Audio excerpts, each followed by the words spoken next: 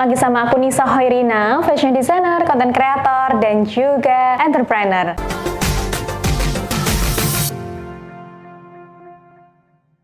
Nah, hari ini aku seneng banget karena beberapa hari lalu aku baru saja pulang dari Eropa dalam rangka mengikuti agenda Front Row Paris 2022, di mana agenda itu kita juga explore Eropa, kemudian selain itu kita ada agenda photoshoot dan juga ada agenda fashion show. Ketika aku upload di Instagram, banyak sekali DM yang masuk yang bertanya, "Kak, bagaimana sih caranya bisa ikut agenda Front Row Paris ataupun ikut acara photoshoot ataupun fashion show di luar negeri?" Di sini aku akan jawab sedetail mungkin. Untuk itu kamu harus menyimak video ini sampai akhir.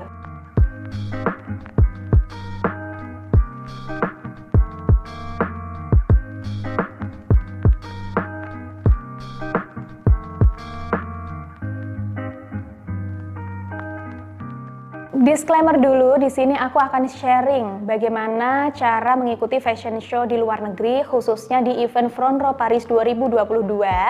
Dan aku kemarin tidak mengikuti fashion show ya. Jadi di sini berdasarkan pengetahuan aku yang memang sempat ditawarkan untuk mengikuti fashion show, dan karena suatu hal yang memang sudah aku pertimbangkan matang, kemarin aku memilih tidak mengikuti fashion show Front Row Paris di tahun ini, tapi aku mengikuti photoshootnya aja. Untuk itu nggak apa-apa karena aku tahu informasinya bagaimana cara untuk mengikuti fashion show di Front Row Paris. Aku akan share ke kalian semua. Nah, kalau aku boleh flashback, pertama kali aku mengikuti fashion show itu di tahun 2017, dimana waktu itu aku masih di kos-kosan dan aku mengikuti fashion show di ajang graduation sekolah modeling yang mungkin masih belum begitu besar. Di sini poinnya adalah kita tidak harus langsung jebret ikut fashion show internasional, itu tidak ya. Tapi ketika kita mulai merintis, masih awal-awal, kamu jangan sungkan, jangan ragu, jangan malu untuk mengikuti fashion show di skala yang kecil dulu begitu.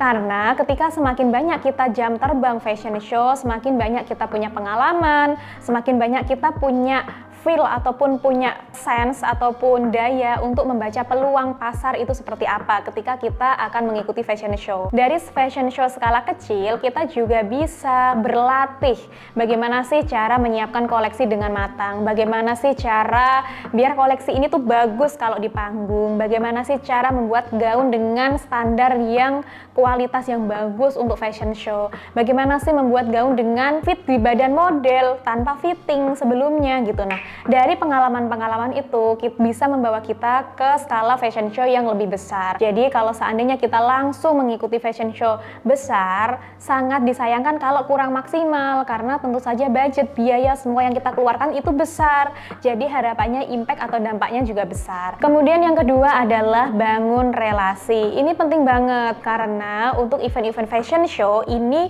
biasanya tidak dibuka secara publik ataupun secara umum, dibuka secara terbuka. Siapa yang mau ikut fashion show? Ayo ikut, tidak seperti itu. Karena ketika aku mengikuti fashion show, biasanya itu adalah ditawari oleh panitia penyelenggara ataupun relasi ataupun kenalan aku yang ada di panitia tersebut. Sebaiknya kita punya relasi orang yang memang berkecimpung di dunia fashion show, sehingga ketika ada event kita bisa ditawarkan. Nah, ini PR-nya. Gimana Kak cara membangun relasi? Tentu saja kembali ke poin 1, dengan cara kita mengikuti berbagai fashion show dari skala kecil, menengah, sampai besar. Di situ kita akan kenal panitianya, kita akan kenal IO-nya, sehingga kalau kita saling kenal dan kita sering ikut fashion show, ketika ada acara-acara pasti kita selalu ditawarkan begitu. Jadi yang namanya bangun relasi itu penting banget kalau kita mau dapat informasi terkait penyelenggaraan fashion show skala nasional ataupun skala internasional. Kemudian yang ketiga adalah berani bermimpi, karena udah banyak banget nih orang-orang ataupun motivator yang nge-share bahwa apa yang kita pikirkan, apa yang kita mimpikan itu secara tidak langsung masuk ke alam bawah sadar kita dan menjadi tindakan yang akan kita kerjakan. Nah, di sini adalah pentingnya berani bermimpi. Di sini aku belajar ketika kemarin aku mengikuti Front Row Paris, aku bertemu dengan siswa SMK dari SMKN 3 Malang dan juga pembimbingnya, dan aku bertanya, "Bu, bagaimana perjalanan siswa ini bisa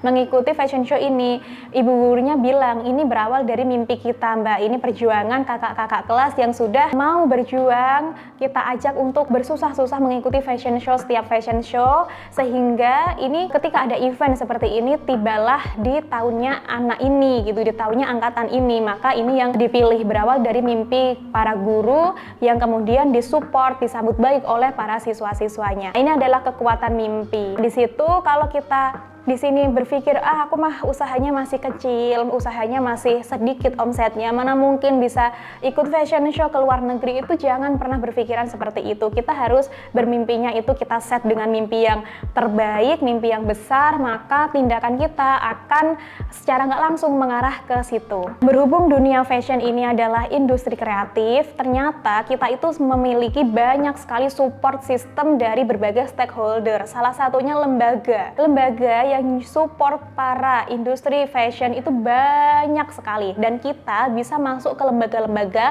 mengetuk pintu untuk mengajukan proposal sehingga kita itu bisa disupport dalam segi materi ataupun non materi dalam penyelenggaraan fashion show. Seperti beberapa teman ataupun rekan yang kemarin saya temui ketika mengikuti Front Row Paris, beberapa ada yang memang disupport oleh sponsor dan juga lembaga yang memang terkait dengan hal itu begitu. Nah, contohnya kita bisa disupport di Perindak, Dinas Perdagangan, atau kalau anak SMK itu disupport oleh Bisnis dan Pariwisata, Badan Bisnis dan Pariwisata atau disingkat BISPAR, sehingga banyak sekali lembaga-lembaga terkait yang bisa kita ketuk pintunya untuk kita mintai support. Tentu saja dalam hal ini tuh nggak mudah, kita bisa aja ditolak, bisa aja dicuekin, itu bisa banget, tapi memang kita nggak boleh nyerah ya. Ketika satu pintu tertutup, kita harus mengetok pintu-pintu yang lain. Jadi secara teori, secara cerita mungkin mudah, tapi prakteknya pasti susah. Nah, untuk itu kenapa nggak semua orang bisa fashion show ke luar negeri, karena memang susah prosesnya. Kemudian yang kelima, jika kamu memiliki all shop ataupun brand ataupun perusahaan yang sudah settle, sudah kuat, sudah mateng secara finansial,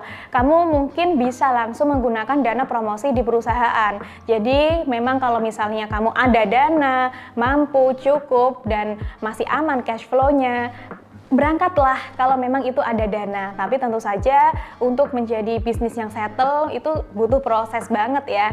Nah, di sini aku cerita berbagai opsi bisa kita tempuh kalau misalnya kita mau ikut fashion show di luar negeri selain menggunakan dana perusahaan. Oke, yang selanjutnya adalah memperbaiki karya-karya kita. Fashion show di luar negeri itu tentu saja budget yang dikeluarkan banyak banget ya.